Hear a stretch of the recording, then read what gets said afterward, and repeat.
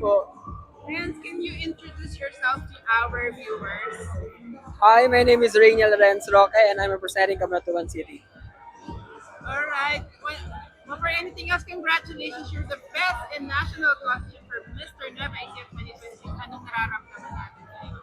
Honestly, sobrang saya kasi ito yung sa pinag-important talaga ng team namin. So, sobrang saya namin lahat. Like, wala na kami sa gilid nung tinawag ako. Kaya maraming salamat po sa mga hurado, sa inyo, sa mga sumuporta. Thank you po. Ayan. Hindi lang ako papaligo-ligoy. Kasi napanood ko yung live mo sa Mr. Nueva Ecija. No makeup challenge ka doon. Walang photo lang Yes, number po. 12. Wow. Thank you po. Ano nararamdaman mo na, people are admiring you online? Um, Masaya po. Madami akong na-inspire, madami akong napasaya nung live ko. So, masaya din po. Masaya din para sa akin na napasaya ko sila. Ayan. And of course, you're one of the favorites in this competition. Kasi little by little, you're picking up, especially ngayon, nanalo Yes ka, po. nag-top ka dito sa segment na to. Kasi that pressure to you or does it boost your confidence? Syempre may pressure po kahit umpisa pa lang. Kasi alam ko na isa ako sa pinamatanda sa amin and isa ako sa may experience. So umpisa pa lang may pressure na. Lalo pa ngayon, pero na-overcome ko yun kasi mas yung mga taong nasa paligid ko mas naniniwala sa akin. So yun. I really love your costume. Thank Para you. kang pantala. Thank you po. Si Imaw.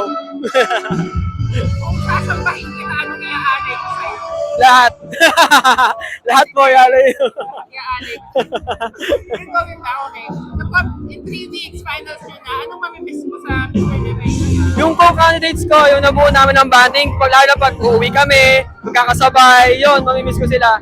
Hinihilingan namin, sana magkaroon kami ng kahit lock-in para mas mabanding pa na sa amin. Team building, yun. Sana meron pa kami ganun, kasi mamimiss ko talaga silang lahat. Yan po. Ayan. And syempre, pag nanalo ka, Mr. Nueva Ecija, papadala ka sa national pageant. Do you have a national pageant in mind na gusto mong mag-compete and represent your province? Gusto sa Pilipinas. Kasi last year, I tried to join Mr. of Pilipinas, pero nag-end up ako as a wildcard candidate. So, I want to try my luck here sa Mr. Nueva Ecija, baka may chance, di ba? Pero I'm willing to accept any crown.